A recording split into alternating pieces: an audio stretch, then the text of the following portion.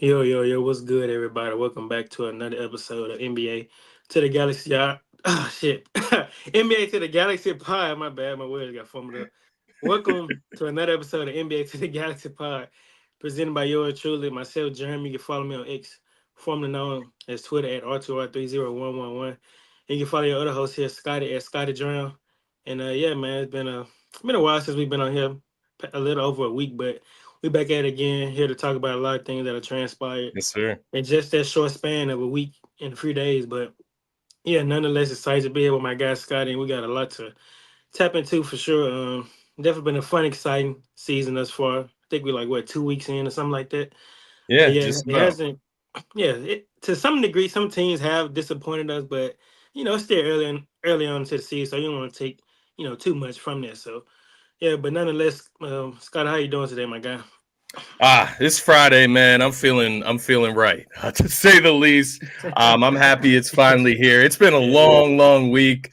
I started this new job, man, and it's just a lot, right? Like it's a lot Mhm. with the pods, everything. But no, this is the fun part of my life. This is where I get to let loose and talk about stuff that I actually like to talk about. So I'm excited to be here with you, man, on this fine Friday. I know we got a lot to get into. There's actually a pretty decent slate tonight. Both of our teams playing tonight. You got the Cavs, the 9-0 Cavs, Mhm. tonight against the Warriors, and then of course my Sixers are taking on the Lake Show out in LA on the late one. Don't know how that one's gonna go, but I'm happy to be here with you, brother. I really Yes, am, and I'm sir. excited to get into this matchup that you have tonight.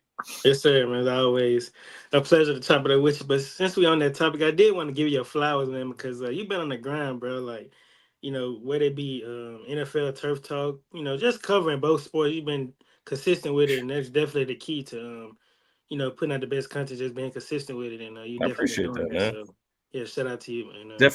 Definitely grinding it out. You know what it's all about, man. We're Yeah. gonna be here all NBA season, so Oh you yeah. know what the grind's about as well, man. This is the fun part of life, but I do appreciate you, brother. Yes, sir. And yeah, man. Let's dive into that matchup: the Cavaliers versus the Warriors, man. This is going to be a very, very interesting game for sure. The Cavs are 9-0. I think that's the first time in franchise history, if I'm not mistaken. Yeah, that Yeah, is what I something read like today. yeah. So that's pretty impressive. They played some pretty competitive teams. I know they beat the Bucks twice. I can't quite remember the other teams, but nonetheless, I'm sure that the teams that they did play more than likely going to make the playoffs. So that kind of tells you that the competition that they played, wasn't necessarily just trash. So for them to get out to this start, man, I gotta admit that I wasn't as high on them Yeah, as a lot of people were, because I had them making the playoffs. Don't get me wrong, but man, I did not see this coming for sure. I'm not gonna lie to you. Mobley, he's looking damn good. Well, Mobley and Allen, like the way that they fit alongside each other is yeah, just it's looking a lot smoother. yeah, it's looking a lot smooth. And I think that has a lot to do with Mobley, kind of taking that leap, becoming more of a consistent shooter in general, not necessarily from the 3-point range, but as a mid range, different things like that. So it's been looking nice. And even Darius Garland, man, he's coming into his own. I think he dropped like 39 or 40. I Yeah, think it was 39 early on in the season. So yeah, and then D Mitch, he's all about. But yeah, I got to give Kenny Atkinson and his coaching staff a lot of credit over there. They've been doing some wonders over there to start the year off. So yeah, yeah. no, I think you kind of led in there great because I put Darius Garland on the cover of the thumbnail today for a reason, and it's one to represent the Cavs. Obviously, they're off to a great start, like you mentioned, 9-0. But it's also just Darius Garland's play. He's like stepped up. Evan Mobley's stepped up. Jared Allen fitting in a lot better. Everything you mentioned, I do agree, and I think the craziest thing that kind of speaks to Kenny Atkinson, like you said as well, is Donovan Mitchell isn't being relied on to like go crazy right now. He's not having to average 30 points per game, which is a good thing for this roster. Right now they got five guys averaging double digits, and then you got Ty Jerome following short behind with 9.6 points per game. So basically six guys that are averaging double digits for their squad right now.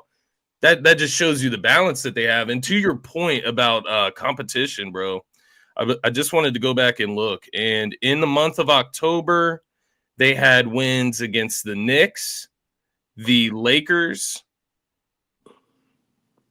and that's about it as far as competition wise in October. But then in November, they have beaten the Magic, which I'm not sure if Paulo played in this game. I know Paulo's beat up right now. Yeah, no Paulo in that game, but still a win against the Magic.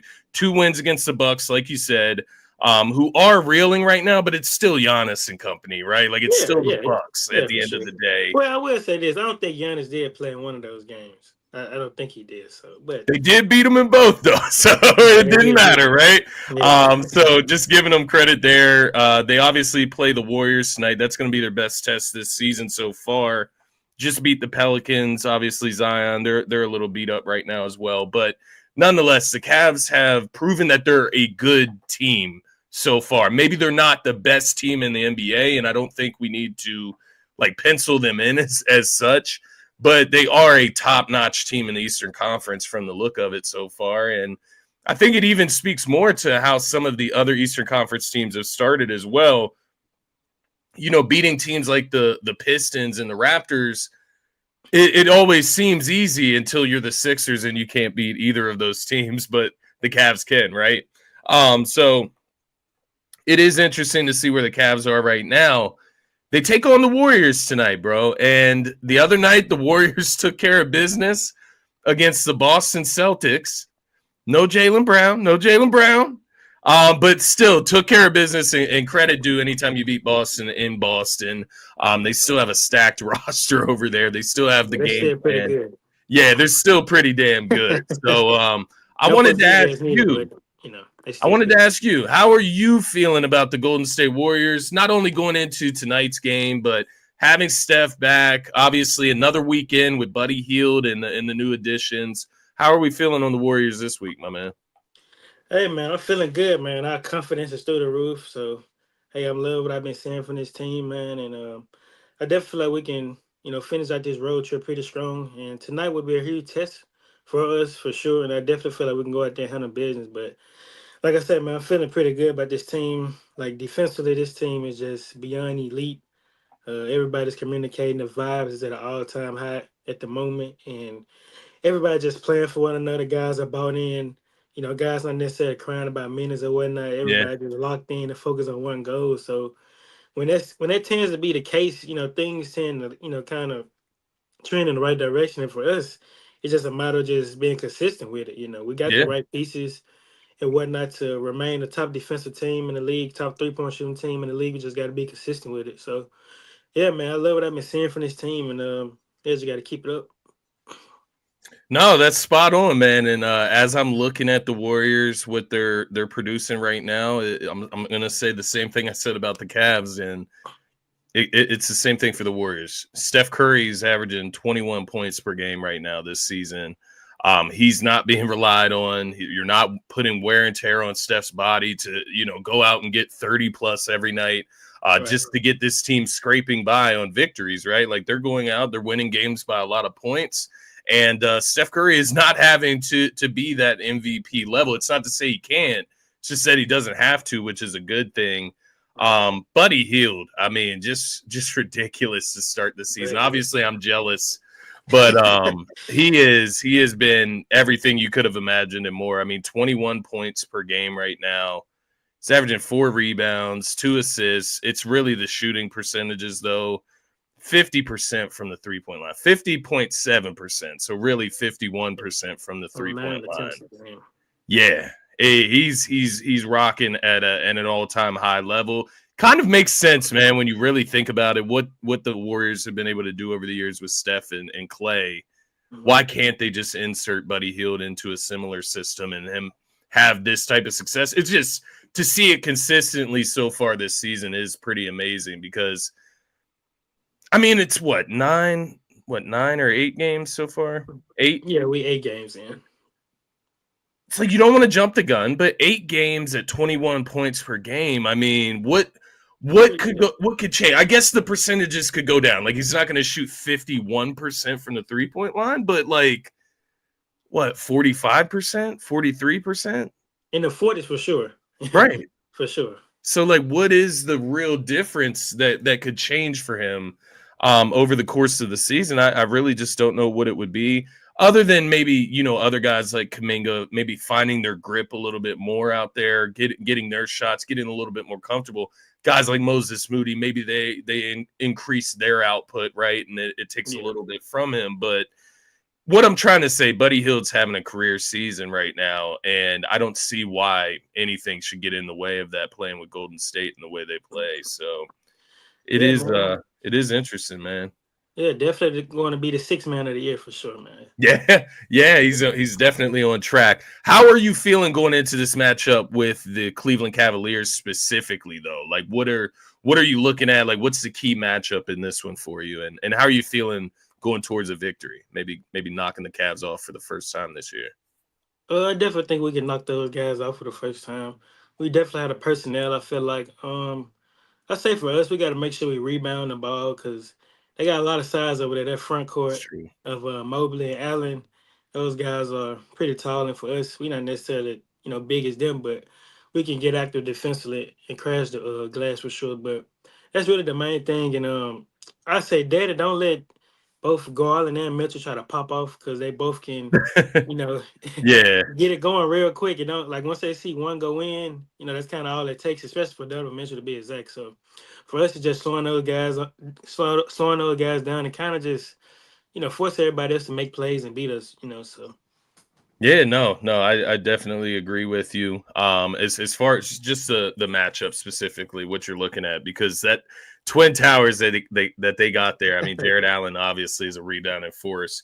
You know what Evan Mobley does down in the paint, but you got the Warriors winning. Who do you got? oh, for sure, for sure, Yeah, getting the dub. for It's sure. in Cleveland. Cleveland's five Hey, it's five gonna point be favorite. tough. It's gonna be tough for sure. Yeah, it will But be we can tough. handle business. We can handle It is a business. good matchup, though. It's an interesting matchup, dynamic wise. You got the two guards, and then obviously you got Steph, the way Buddy's playing right now, and then you got Draymond down low. So there will be good matchups across the board.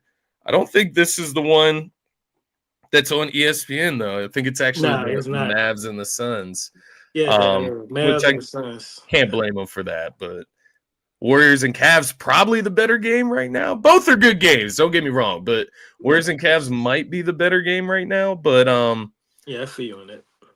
you want to move to some other teams in the Eastern Conference, talk about them a little bit, man. This one, it's gonna pain me, but I'm gonna do it for the sake of the show. Yeah, man. So let's get into it, man. So the Philadelphia 76ers. Let's start there. Your Hmm. team. It's been kind of a rocky start for you guys, but like I told you, man, I'm not going to really take too much away from that team because y'all best player haven't even played a game here during this season, so it's not really a ton to take away. Then Paul George is like what 2 games into Yeah, the season, too. so you can't really just take too much away. Right now, you guys are 1-6, and as you mentioned, y'all guys play the Lakers tonight, so you could definitely potentially get the win because the Lakers kind of going through their own thing over there. I don't know if you've Yeah. seen that video with JJ Redick or whatnot, but they kind of going through a thing over there too. So yeah, but with your Sixers, man, kind of talk to us about where are you at right now from a headspace? Like, do you kind of see things turning around for you guys when Joel and B come back, or what does that thought process kind of looks like? Yeah, so it is interesting for all the reasons that you mentioned. I mean, at the end of the day, yeah, I think the Sixers are going to be a lot better when Joel returns. Right now, scheduled to return next Tuesday against the New York Knicks in the first game of the NBA Cup, at least for the Sixers. Mhm. Um, do I think that he can make that type of difference? Of course, I really do. But it's what concerns me is the attempts that we're going to make to load manage him this throughout this season, and the games that he is going to miss that we're going to have to win. And without him so far, now mind you, Paul George only played 2 games as well, so take it with a grain of salt. Again, they haven't been able to beat teams like the Pistons, beat Right. teams like the Raptors, even Yeah, without like RJ Brooklyn Barrett Nets. Yeah. and Emmanuel quickly, right? Like, and so I look at stuff like that and I'm like, man, you're not going to be able to stay afloat if you can't at least beat teams like that when Embiid is off the court. On the other side, it's exactly what you said as well. Like, the Sixers were never going to win an NBA championship without Joel Embiid on the court either. So you do have to take everything with a grain of salt. Like, for example, Caleb Martin has been severely, not severely, he's been disappointing. And it's really from the offensive perspective, the shooting, like the shot looks really messed up right now. He does a lot of other things well. He defends, he gives a lot of effort, he rebounds well, he play makes well. But the shot just isn't looking right. And I think that is something that Embiid can help with. I think he can get you more space for your for shot. sure. But I don't like having to rely on him because I would love to see us learn how to win without him, just in case you do have to go through, decent stretches without Joel Embiid. Yeah, I feel you on that. When I look down at like the 3-point shooting for you guys, Maxie he's shooting 28, Kelly 30. Like you mentioned, Caleb Martin not shooting the ball well. He's shooting 20%. Um, yeah, not Eric Gordon 33. So it's not really good. But like you said, when Joel Embiid comes back, that kind of like changes a lot of things, like the Yeah, gravity that he the brings. spacing. Yeah, like when teams when they try to like double him or whatnot, he kick it out to the shooters, and then on top of that, like a lot of these guys are having to create more so for themselves too, and that's not kind of their role, at least for the most part anyway. But like you mentioned, you guys are going to have to try to learn to win without Joel Yeah. because if they don't plan on playing this man, a lot of back-to-back games, then hey, it kind of sets It's it out. But then gonna like be rough. on top of that, man, like y'all are definitely going through it because Maxi, he's going to be out for a couple of weeks, and y'all just got Paul George back. Yeah. So it's just that, and then Joel Embiid has yet to play. So this team is definitely have a lot of interesting turn of events to start the year off for sure. Yeah, and Yeah, it's been I'll even interesting. throw this to you, bro. Like I know you may not have watched every game like I have so far, but like for me, watching every game so far of the Sixers, Nick Nurse has been very unimpressive as well, quite honestly. And I'm Oh, not trying to go at him too hard, right? Because he doesn't have his best player on the court, just like everybody else. But I do beg the question, if you can't win without Embiid, like just one game without Embiid, right? They're 1-6 right now. If you can't win, let's say 2 games, then right, without Joel Embiid in a 10-game stretch, regardless of the competition, right? Then are you that good of a coach? Like if you can't just scheme something for just one game to get one win, right? Because they really need a win right now. Can't you scheme up something to just not make our offense look this stagnant? Can't you just try something different, like give McCain minutes, Ricky Council minutes? So there are some things I'm looking for from this team, even without Embiid, that they're not delivering on. But hopefully next Tuesday is a saving grace when Embiid is supposed to return. I want to throw the Bucks to you. The Bucks are interesting. They just got a W, so they did get off the schneid a little bit there, but they're also 2-6 right now. I think they're at the towards the bottom of the Eastern Conference. There was a report I saw before hopping on here that they were making calls all around the league, yeah. trying to find a trade to make this team better. Didn't see really any rumors as to what the offers were, that they were sending out, but just interesting to hear how desperate the Milwaukee Bucks are as well, man. Yeah, it is. Brian Wickhorst at ESPN. I was watching NBA today, and I seen him report that on the show. So yeah, that's definitely seems to be going around. So yeah, but as far as the Bucks, man, you just said that you don't, as far as like from a coaching standpoint, you don't really want to, kind of judge the coach that early on or whatnot. But for me, I gotta let Doc Rivers have it. Like Yeah, it's like this, Doc. I'm gonna be honest with you, man. Like I don't know if you don't do nothing with this team, then I kind of think your coaching career is, kind of over it. it's And cooked. Yeah, yeah, it's cooked because I mean, obviously it's not necessarily his fault because I got to get a GM a lot of criticism as well because this roster is not built to win a yeah. championship by any It's means. not a So good roster. yeah, it's really not, man. Like, and it's like with the Bucks, it's like they be kind of hesitant to make change if that makes sense. Like Brooke Lopez, even Chris Yeah, Middleton. Like I would be, testing the market for these guys, But anyways, a lot of guys on this team, man. Like I think is it Marshawn Beauchamp or something like that. yeah, Margin. yeah. I look at a guy like that, right?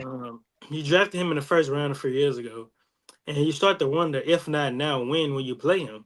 He's been here 2 years, and his minutes has kind of been inconsistent. He's always been on the back end again minutes, and I view like with Chris Middleton being out, like he why not start the guy? Because Gary Six, Trent seven. Jr. Yeah. Gary Trent Jr. has been beyond horrible to start the year off. I mean, he's shooting less than 25% from 3 point Wow. range, and You are not lying. I did not his know this. I did not know his Gary Trent was performing this bad. his field goal percentage is even worse. So I mean, last night the adjustment that they made, and I give Doc Rivers his credit, is that they started Andre Jackson Jr. And when I was tuning into that game for a little bit, you can just tell the difference. Like he's young, he's athletic, he's getting after it, and Yeah. even they even got AJ Green coming off the bench. He's a pretty nice shooter. So for the Bucks, if I'm them, I'll kind of lean more into the young guys a little bit. Cause man, this team is kind of slow and old. Like Brook Lopez, he's getting up there in age, and yeah, I mean, obviously besides Giannis and Dame, but everybody else is not necessarily just, up to par in terms of like Yeah. pushing the pace. I feel like so. Yeah, for the Bucks, man, they got to be willing to make the necessary changes to be successful. And like last night was a perfect game plan for them to insert Andre Jackson Jr. to the lineup. Yeah, yeah, and like you said, they're able to, finally grab a W and get off the shrine. So clearly, that had somewhat of an impact, right? Like somewhat of a positive impact. The Gary Trent Jr. numbers are horrid. Yeah, Pat it's terrible. Connaughton isn't much better either. I mean, and No, these are he's two not a guys bench. that you had to pencil into their like short rotation, right? Like playoff rotation, Right. and they These don't are your even look like vets. that. These So are your yeah, veterans. I don't know. I like you said, I think, in these situations, you do need to look towards some type of youthful energy to kind of spark you.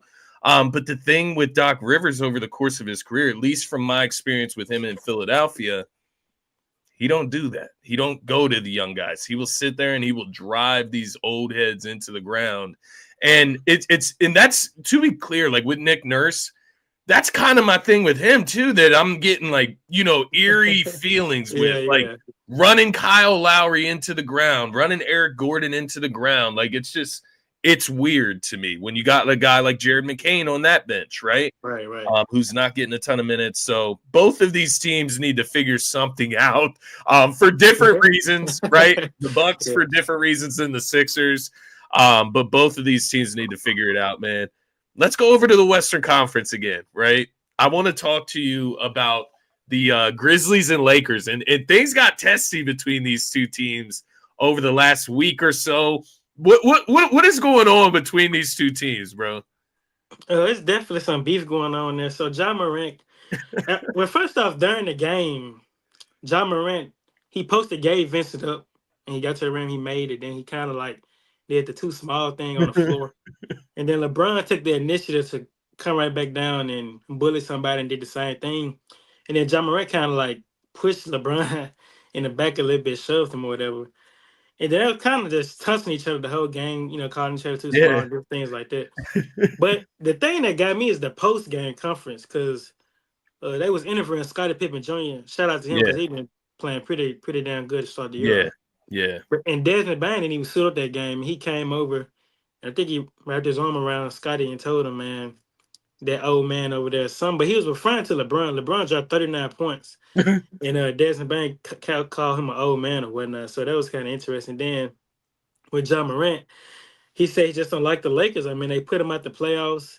That's what he said. And then he also said that last season they was kind of taunting him on the sideline when he wasn't playing or whatnot. So there's definitely some beef going on there for sure, for sure. That is interesting, man. And obviously the Grizzlies come away with the W in that most recent matchup.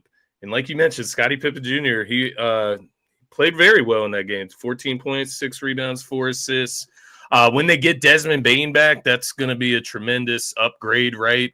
Just getting him back in the rotation. But now you have guys that you found while he's been out that are going to be able to contribute once he gets back as well. So the Grizzlies have stacked up some talent, man. I will admit, Yeah, they got looking some at it nice wins. now, if they can stay healthy, obviously if Ja can stay out of trouble, like I'm not a guy that thinks he's going to do anything again. Like, don't take that the wrong way. I think guys learn from their mistakes and they move on. So ultimately, if Jaren Jackson Jr., I think that's really the key. Like, can he stay healthy? Desmond Bane, he's been in and out the last 2 seasons, so obviously maybe a little bit of concern there. But once he's back, he's back. Definitely doesn't have the history like Jaren Jackson Jr. So what I wanted to ask you, because it seems like they're not afraid to bark up LeBron's tree here. Lakers and Grizzlies in the West, who do you find to be more, I don't know if dangerous is the right word. Maybe who are you more confident in making some noise in the postseason? Maybe that's a better way to put it. Oh, in the postseason, yeah, that's a better way to put it. I'm gonna go with the Grizzlies, man, on that one because the way the Lakers roster is currently built, man, it's just not enough. I mean, last season I think they was last in bench points, and literally nothing has changed. Like this Yeah. team, like with all due respect to D'Angelo Russell, I mean that brother is just, I don't know how to even say it, but you kind of get what I'm kind of leaning to. But yeah, but I have more faith in the Grizzlies in the postseason due to the way their roster is built. Like that's no knock to LeBron and AD. I know what they're all about. It's just the others. So yeah, I'm gonna go with the Grizzlies on that. Yeah, I do kind of have to agree with you. Although, at the end of the day, do the Lakers have the best player? I think AD is the best player Yeah, between you the can say that. two. I mean, Ja Morant is obviously up there, LeBron obviously up there, but I think AD is the best player between the two teams. But the Memphis Grizzlies just have a much deeper roster Yes, they when have a it comes better team. down to different options and having like a versatile set of players, right, that you can try different things throughout games. I think the Grizzlies got all the boxes covered there, so I would lean them. I will say, just don't know if you want to, bark up the LeBron tree. Like, I just don't know if you want to do that. But Yeah, that's maybe they're true. getting more into that, that mentality they had with when Dylan Brooks was still on the roster. So if that's what they need to compete at a high level, then so be it, I guess. Yeah, I mean the Grizzlies they cool. I mean I don't really care for a guy like Desmond Bain because he does kind of run his mouth too much. I mean you haven't won anything, you haven't even accomplished anything in this Yeah. league. So he does kind of Say run that his about mouth a lot. LeBron. That is Yeah, a that's what little I'm saying. wild. Like, come on, man. Like, for no reason. Same thing with Dylan Brooks. He used to do the same thing. He still does, but you At know. least Desmond Bain is a little bit better than Dylan Brooks, right? Like, Yeah, you can say that, yeah. yeah, a little bit better, right? No, it'll be interesting to see when these teams start squaring off more regularly. I know they got a couple more matchups Yes, this sir. season, so that'll be fun. I wanted to throw this one last segment at you before we get out of here, Slim. Yes. 8 trends observed by ESPN's Kevin Pelton. I was able to read through this article today. I found it pretty interesting. There's a couple things mentioned in here that I don't know. I was kind of in between on. I don't know if it's real or if it's fake, if it's something that is going to continue throughout the rest of the season. But I wanted to present it to you and get your thoughts here. So I'll start with the first one. The first trend observed here in this article was teams around the NBA copying the Boston Celtics. There has been a 42% or not, 42% of all shots are threes in the NBA this season across the board, right? All teams combined. 42% of all shots are threes right now, which is trending for the most in NBA history.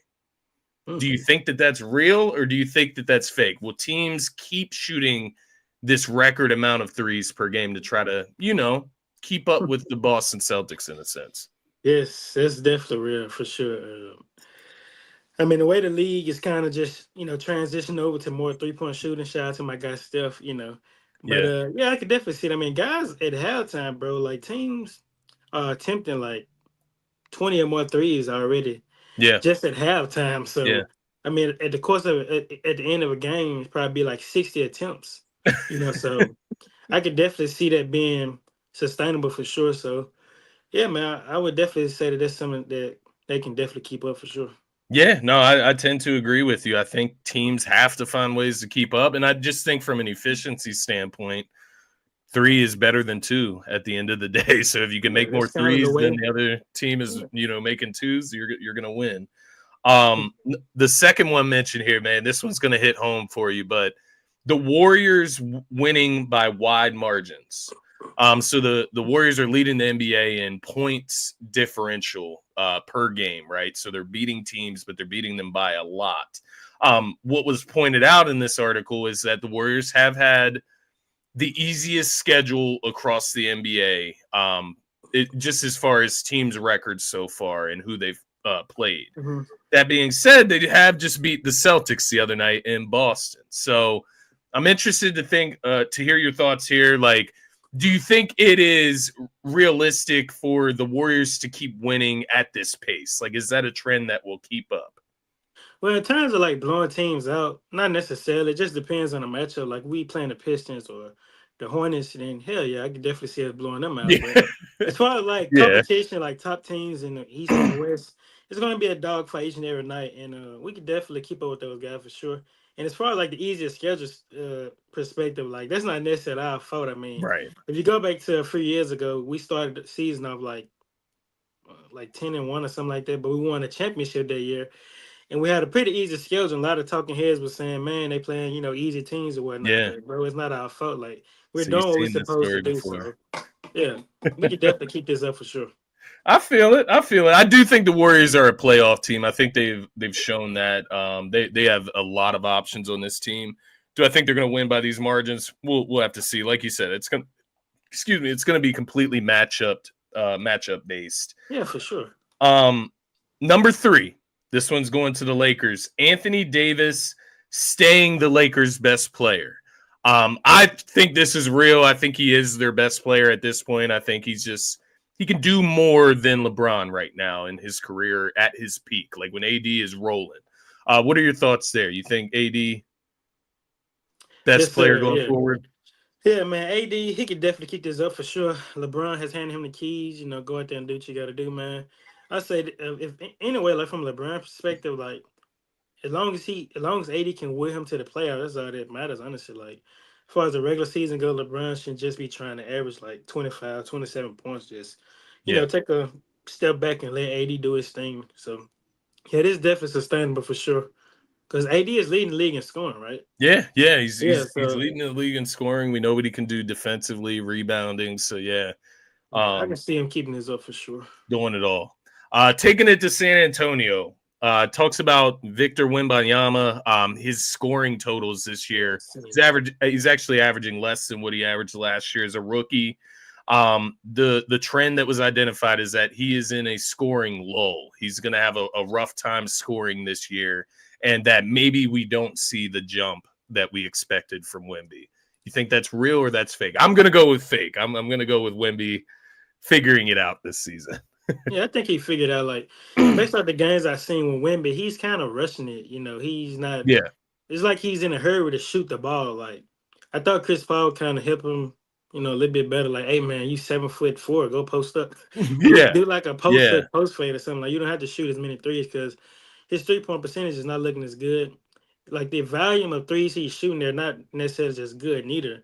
They're like contested or like fading away one leg 3-pointers or something like that. But yeah, I think Wemby will figure it out, man. It just takes time. I mean, obviously defensively, we know he's very elite on that end, but he'll figure it out, man. It just takes time. No, I do agree with you. I think, man, we just jumped the gun on these young guys so quick. It's actually crazy. I try to temper myself with it as well, man. I try not to be a hater, dog. Like, we just don't need to jump to these conclusions yet with Wemby. He's going to be fine. I think he's going to get it figured out with Chris Paul. Greg Popovich is out right now with an illness. Like, they got a lot going on right now.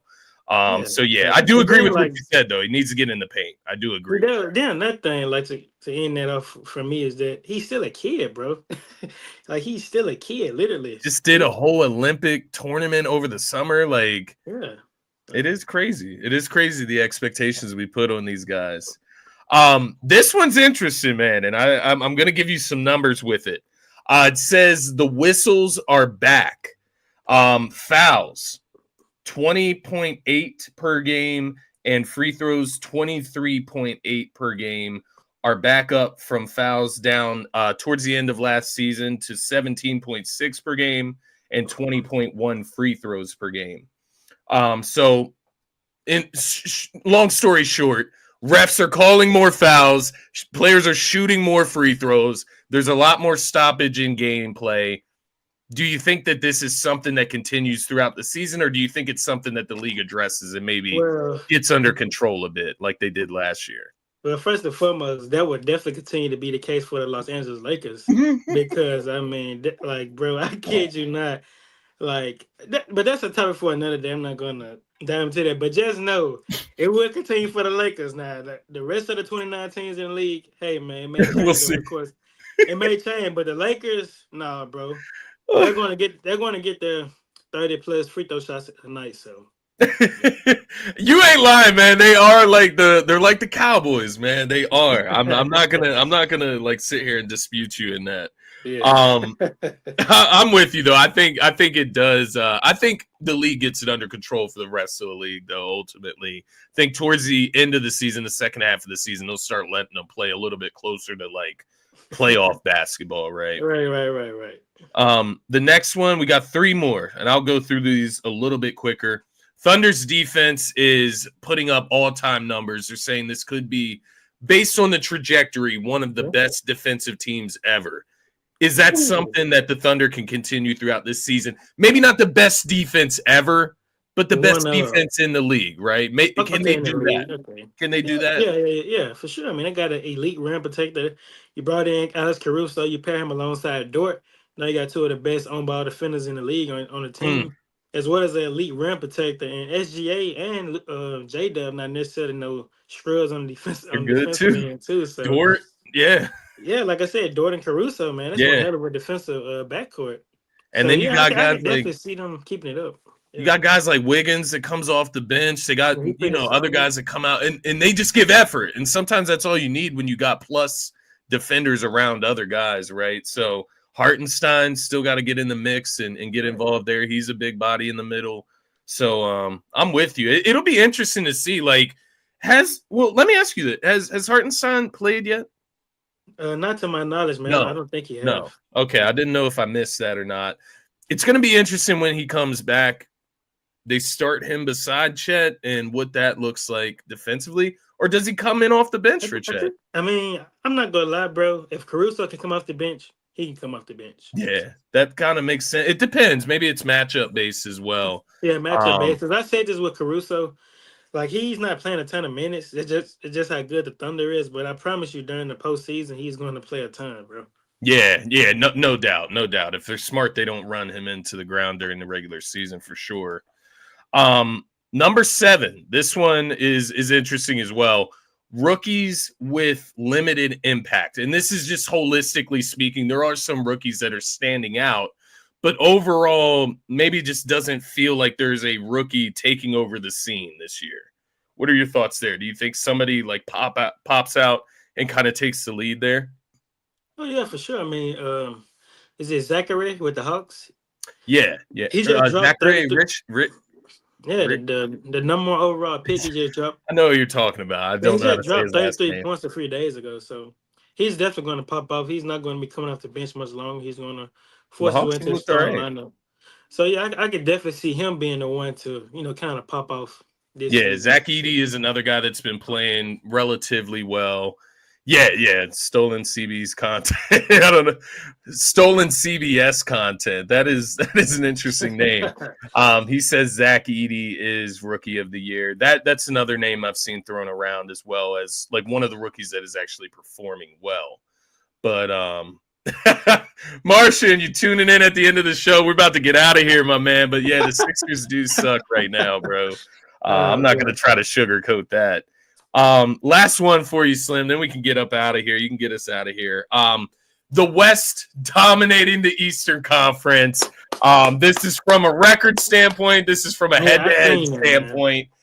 Is this a trend that sticks? I'll throw you my answer. It's going to stick. The West is just better than the East. The teams are better. It's better from top to bottom. It's just better all around. But what are your thoughts there, my man? Hell yeah, it's going to stick. That was more of a joke question than anything. Look at it from this perspective. If you put the Lakers in the Eastern Conference, they would be the 4th or 3rd seed, and they are the 10th seed in the West. Like, just look at it from that kind of tells you everything you need to know right there. So Yeah. I mean, yeah, it's going to stick for sure, man. Hey, let me ask you this one for Martian, since Martian tuned in at the end of the show here. Get us out of here. Who's winning the Lakers and Sixers game tonight, man? Ooh, I'm gonna go. I'm gonna go Sixers, man. I'm gonna root for you tonight. You I know, just appreciate somebody. that. Like I I'm not gonna lie, appreciate bro. Like no hating. It's just some about them Lakers. Like when I think of D'Angelo Russell, it just kind of like does something to me. Just so yeah, I'm gonna go with the Philadelphia 76ers on that one, man, for sure. But I love that. I love that. I appreciate it, man. You give me hope. yeah, for sure, man. It's gonna be a big PG night for sure. But I like shout that. out to I my like guy Scotty, man. It's always a good time doing this. Yes, sir. Always fun to chop it up and discuss hoops. And yeah, man, make sure you give my guy Scotty a follow on X, formerly known as Twitter at Scotty Drown, as well as follow myself at R2R30111.